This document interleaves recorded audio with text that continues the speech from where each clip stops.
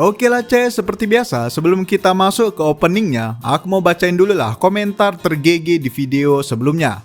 Nah di sini aku udah ada pin ini pemenangnya, yaitu dari Koirul Fauzan. Bang, apa genre kesukaan? Nah jadi gini ya Koirul, masalah genre itu kubagi dua, yaitu genre untuk anime yang normal dan satu lagi genre untuk anime ya kita singkat lah jadi anime H, oke? Nah untuk anime normal, dah paling mantap lah itu genre harem ya kan. Gak harem ya gak ganteng ku tengok. Aku paling gak suka lah anime yang zero to hero gitu. Apalagi yang pertumbuhan karakter utamanya itu lambat kali lah. Basi kimak serius. Cuman ini selera aku ya, tiap orang beda-beda. Nah kalau untuk genre anime H, ya apalagi ya kan, genre yang paling menyehatkan mental, raga, mata, dan jiwa kita kimak. Yoi, NTR. Sebenarnya sih kalau ada anime yang bukan H, cuman genrenya NTR, tetap ku suka sih. Hehe. Oke lah Ces, welcome back di channel Vijinti. Nah kali ini kita akan lanjut ngebahas light novel Rosidere volume 4.5 part 3-nya. Bella sebelum masuk ke pembahasannya, aku minta dukungan kalian lah Ces, dengan cara subscribe dan jangan lupa juga untuk aktifin lonceng notifikasinya biar kalian gak ketinggalan updatean terbaru dari kami nantinya, oke? Bella nggak usah banyak bacot, kita langsung gas ke pembahasannya. Nah di part sebelumnya itu Ces, diceritakan soal Alia yang sedang latihan makan pedas agar bisa menemani Masachika jika ia ingin makan pedas nantinya. Ya simpelnya si Alia ini pengen supaya bisa nemani si Masachika nantinya pas lagi ngelakuin hobinya Ces. Nah namun Alia tidak sengaja bertemu dengan Ayano yang kala itu juga memiliki niat yang sama dengan Alia. Nah jadi si Ayano ini juga ingin belajar makan pedas biar bisa menemani kedua tuannya yaitu Yuki dan Masachika saat diajak makan pedas nantinya. Nah pertemuan antara Alia dan Ayano ini malah membentuk sebuah pertemanan baru yang dimana mereka akan mulai belajar makan pedas bersama ke depannya. Dan bukan hanya itu aja Ces, waktu itu diceritakan juga soal ayah Masachika dan Yuki yang baru saja kembali dari tugasnya di luar negeri. Nah di sini ayahnya mereka ini agak sus gitulah nengok kedekatan hubungan anak-anaknya yaitu Masachika dan Yuki yang terlalu dekat. Ya biarpun ini hanyalah kesalahpahaman, cuman ya ayahnya mereka ini jadi sedikit was-was gitulah Ces. Meanwhile yang sebenarnya terjadi ialah emang si Yuki ini wibu akut dan suka kali gangguin kakaknya Masachika. Jadi ya kalian yang ngarep ada inces di sini nyerah aja lah Ces, gak akan ada kayak gitu. Ya Masachika dan Yuki emang sebatas saudara yang sangat akur. Saking akurnya ya orang lain bisa jadi salah paham. Cuman gak lebih dari itu, oke?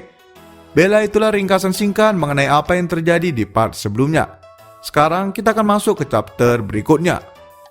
Nah di sini diawali saat Masachika dan anggota OSIS lainnya sedang berkumpul di ruangan OSIS karena ada panggilan darurat dari sang ketua OSIS. Nah setelah semuanya sudah datang, sang ketua OSIS pun mengatakan kalau ia ingin para anggota OSIS menyelesaikan suatu masalah yang akhir-akhir ini sedang trending di sekolah mereka. Mendengar itu, Masachika dengan heran pun spontan bertanya. Sang ketua OSIS pun menjelaskan kalau akhir-akhir ini para siswa mulai diresahkan oleh rumor 7 misteri yang ada di sekolah. Nah mendengar itu, Yuki pun refleks menyambung dan berkata kalau itu pasti berhubungan dengan hantu. Sang ketua OSIS pun langsung mengangguk terhadap ucapan Yuki. Yuki pun melanjutkan perkataannya seakan ingin menjelaskannya juga kepada anggota OSIS yang lain. Yuki pun berkata belakangan ini di sekolah mereka sudah tercipta rumor 7 misteri sekolah yang bahkan sudah memakan korban dari para siswa di sekolah mereka. Ketujuh misteri tersebut ialah yang pertama, ada sosok bayangan yang berdiri di atas atap sekolah. Kemudian ada patung yang tiba-tiba terbalik di ruangan seni. Kemudian juga ada misteri sosok siswi merah yang pernah menampakkan dirinya sepulang sekolah. Kemudian ada suara tangis di gedung klub. Kemudian juga ada kucing tak berwujud di gedung olahraga. Kemudian ada bunga sakura yang tiba-tiba mekar dan tiba-tiba nggak mekar lagi di belakang sekolah. Dan yang terakhir ada tangga pembawa keberuntungan. Yang dimana jika ada orang yang sedang ngegacha di tangga tersebut, maka kemungkinan besar mereka akan mendapatkan karakter atau item yang langka. Nah setelah Yuki menjelaskan ketujuh misteri tersebut, para anggota lainnya hanya memandang dengan wajah datar karena tidak terlalu tertarik dan tidak percaya dengan hal seperti itu. Begitu juga dengan Masachika sendiri. Nah namun setelah mendengar misteri yang ketujuh tadi, Masachika pun seketika ingin izin keluar sebentar karena ingin ngegacha di tangga keberuntungan tersebut. Namun ya seperti biasa, Yuki langsung mengetahui niat asli kakaknya tersebut dan langsung menghentikannya. Nah namun Ces, di saat anggota lain tidak ada yang tertarik, di sisi lain Maria malah terlihat gemetaran dan bergumam kecil sendirian.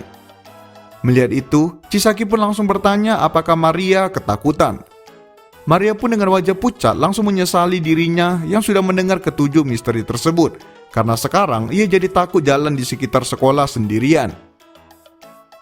Nah mendengar kakaknya berkata demikian, Alia dengan tegas pun langsung memukul Maria dengan pelan dan menegurnya. Chisaki pun ikut mencoba menenangkan Maria. Namun di sini perhatian Masachika malah terfokus kepada Chisaki, karena Masachika heran karena biasanya cewek yang kuat secara visi itu kayak si Chisaki ini pasti akan takut kepada cerita horor dan hantu, karena kekuatan fisik mereka tidak akan berlaku jika sedang melawan hantu. Nah karena sudah sangat penasaran, Masachika pun memutuskan untuk langsung bertanya. Masachika bertanya apakah Chisaki tidak takut kepada hantu. Nah mendengar itu, Chisaki pun refleks memiringkan kepalanya seakan heran dengan pertanyaan dari Masachika. Kemudian Chisaki pun menjawab, mengapa ia harus takut kepada hantu? Karena ia bisa memukulnya dengan sekuat tenaga.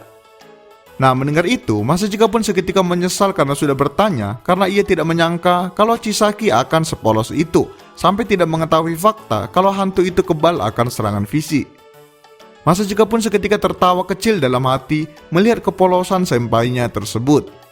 Nah kemudian setelah ketujuh misteri tersebut dijelaskan, sang ketua OSIS pun seketika menunduk dan meminta pertolongan kepada para anggota OSIS untuk menyelidiki ketujuh misteri tersebut. Sang ketua OSIS pun berkata kalau akhir-akhir ini banyak para murid yang mencoba menerobos sekolah pada malam hari hanya untuk membuktikan misteri tersebut, dan akhirnya sudah cukup banyak menimbulkan protes dari warga sekitar dan juga para orang tua murid. Nah untuk itu sang ketua OSIS pun berkata kalau mereka tidak perlu harus membuktikan apakah ketujuh misteri tersebut benar atau tidak. Jika perlu, Masachika dan yang lainnya boleh menggunakan bukti palsu agar ketujuh misteri tersebut terungkap. Karena tujuan penyelidikan di sini agar para siswa tidak diiringi rasa penasaran lagi dan akhirnya melakukan hal yang tidak perlu dilakukan. Mendengar itu, Masachika dan kawan-kawan pun mengangguk dan menyetujui saran dari si ketua OSIS. Nah di sini mereka pun langsung membagi jadwal penyelidikan mereka. Sang ketua OSIS dan wakilnya Chisaki tidak dapat ikut membantu penyelidikan karena mereka harus menghadiri rapat untuk pembaharuan seragam musim panas mereka. Sedangkan Yuki dan Ayano ada jadwal saat malam nanti, jadi mereka hanya bisa membantu penyelidikan saat siang. Namun untuk Masachika, Alia dan Maria, mereka cukup bebas hari itu, jadi mereka bisa melakukan penyelidikan saat siang maupun saat malam nanti. Nah setelah tim terbentuk, Masachika dan kawan-kawan pun ingin segera pergi ke TKP yang bisa diselidiki biarpun belum malam. Nah namun saat beranjak ingin keluar ruangan, Chisaki tiba-tiba menghentikan Masachika dan memberikan sebuah jimat kepada Masachika. Jimatnya di sini tuh kayak tasbih doa gitu Ces, kalau kalian pernah lihat. Yang Muslim sama Buddha harusnya tahu lah itu. Nah setelah menerima jimat tersebut, Masachika pun seketika mulai pucat karena mengapa Chisaki sampai harus memberikan benda seperti itu kepadanya. Chisaki pun dengan senyum polos menjawab kalau itu hanya sebagai pegangan jika saja hantu yang aslinya akan keluar nantinya. Chisaki pun mengajari Masachika cara untuk menggunakan jimat tersebut, yang dimana secara tak langsung jimat tersebut hanya dijadikan brace knuckle untuk memukul hantu nantinya. Nah di sini Masachika seketika sadar kalau Chisaki bukanlah gadis polos, karena saat Chisaki berkata kalau hantu bisa dipukul saat di ruangan OSIS tadi, itu ialah benar adanya. Karena Chisaki pasti sudah menggunakan jimat tersebut untuk beradu tinju dengan hantu yang asli selama ini. Seketika Masachika pun merubah pandangannya kepada Chisaki. Oke, kemudian setelah itu mereka pun segera berangkat menuju ke TKP. Nah di sini mereka pergi ke lokasi misteri pertama, yaitu di atap sekolah. Masachika beserta Alia, Maria dan juga Yuki beserta Ayano juga langsung menaiki tangga menuju atap sekaligus melewati salah satu misteri lainnya, yaitu tangga keberuntungan. Nah di sini Masachika tiba-tiba dengan pucat langsung berkata kalau mereka akan melewatkan misteri tangga keberuntungan terlebih dahulu.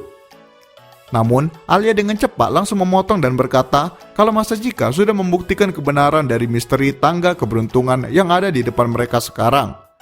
Yap, ternyata selagi menaiki tangga tersebut Ces, si Masachika ini diam-diam udah ngegacha karena masih percaya dengan misteri tersebut, namun hasilnya ialah ampas. Itulah sebabnya Masachika mencoba mengalihkan kesialannya tadi, namun Alia sudah melihat semuanya. Nah, namun bukan hanya Masachika. Ternyata Yuki yang sama-sama wibu seperti kakaknya langsung tersenyum tidak puas karena dari tadi ia juga sedang ngegacha diam-diam sama seperti Masachika, namun hasilnya ampas juga. Jadi Masachika dan Yuki sudah membuktikan kebohongan misteri tangga keberuntungan secara langsung. Oke, satu misteri udah terpecahkan Cis, biarpun bayarannya ialah gacha yang ampas. Nah, kemudian mereka pun melanjutkan perjalanan ke atap sekolah dan mendapati keadaan di sana yang sangat kotor dan dilumuti oleh lumut hitam. Di sini mereka pun saling mengangguk dan sadar kalau penampakan tersebut pasti berasal dari kotoran hitam di sana yang sudah cukup menumpuk. Masachika dan yang lainnya pun segera memfoto keadaan di sana untuk dijadikan bukti. Yap, dengan ini dua misteri terpecahkan. Oke, kemudian kita masuk ke chapter selanjutnya, Cis. Nah, setelah dari atap, mereka pun segera membagi lagi tim penyelidikan menjadi dua, yaitu Masachika dan Alia yang akan menyelidiki misteri kucing tak berwujud, dan Maria beserta Yuki dan Ayano juga yang akan menangani misteri suara tangisan di ruang klub. Setelah tim terbentuk, mereka pun langsung berpencar ke TKP masing-masing. Nah, kemudian setelah Masachika dan Alia sampai di gedung peralatan olahraga, Alia dengan cepat langsung masuk tanpa peduli sedikit pun. Masachika pun mengikut dari belakang Alia.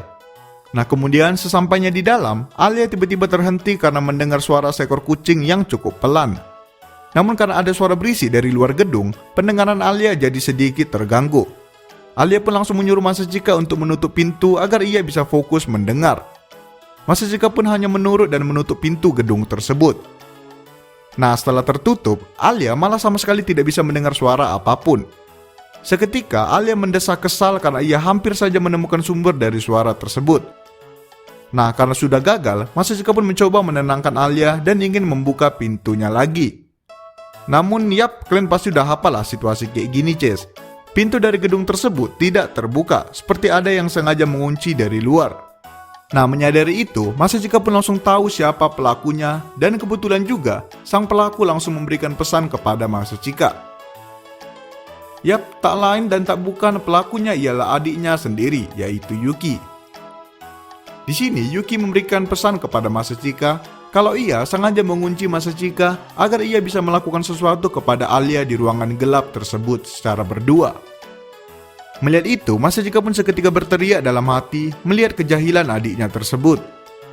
Nah, menyadari ia tidak bisa berbuat apa-apa untuk sekarang, Masachika pun pasrah dan mengikuti permainan adiknya.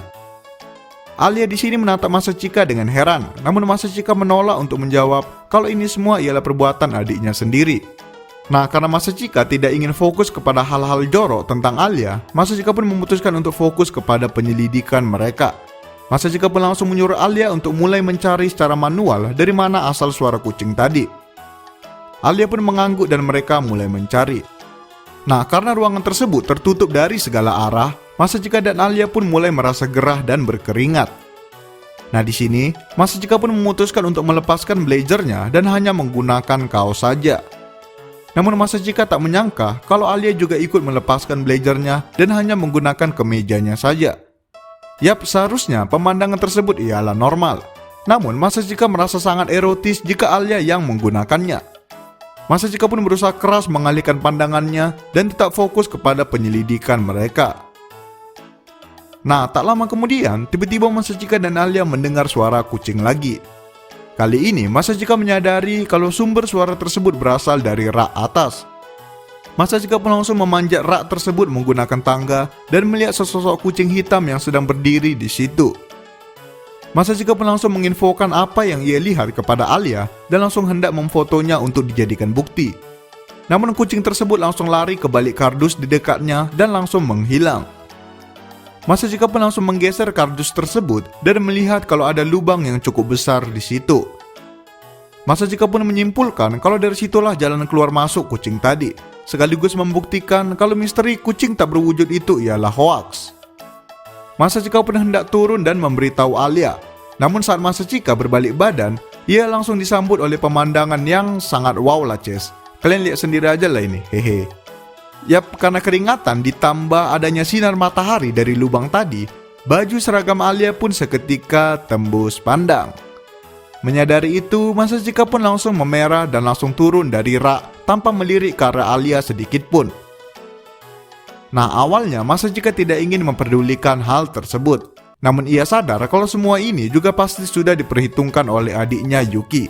Dengan kata lain, adegan yang ada di depan mata Masachika sekarang ialah adegan yang sudah disiapkan oleh Yuki. Nah, karena tidak ingin menjadi bidak di permainan adiknya, Masachika pun terpaksa harus memberitahu Alia agar ia langsung menutupi bagian atasnya. Masachika pun dengan ragu mendekat ke arah Alia sambil memberikan blazernya agar Alia bisa menutupi bagian atasnya. Nah, mendengar ucapan Masachika, Alia pun seketika sadar dan berteriak malu sambil berlari ke arah pintu gedung. Nah, kebetulan pula pintu gedung tiba-tiba terbuka yang tentunya sengaja dibuka oleh Yuki lagi. Alia pun dengan cepat langsung melangkah keluar sambil menutupi bagian atasnya yang membuat Yuki sadar kalau Masachika pasti sudah menyaksikan adegan nikmat tersebut. Yuki pun langsung tersenyum puas diiringi dengan Masachika yang sudah ingin melepok kepala adiknya yang jahil tersebut sekuat mungkin. Oke lah Cis, sekian pembahasan part 3-nya. Wow, fanservice kali ini cukup memuaskan lah ya Cis. Aduh, aku izin off dulu lah ya. Ada urusan bentar, Cis. Bella, sekian video kali ini. Jangan lupa like, comment, subscribe, and goodbye, Cis.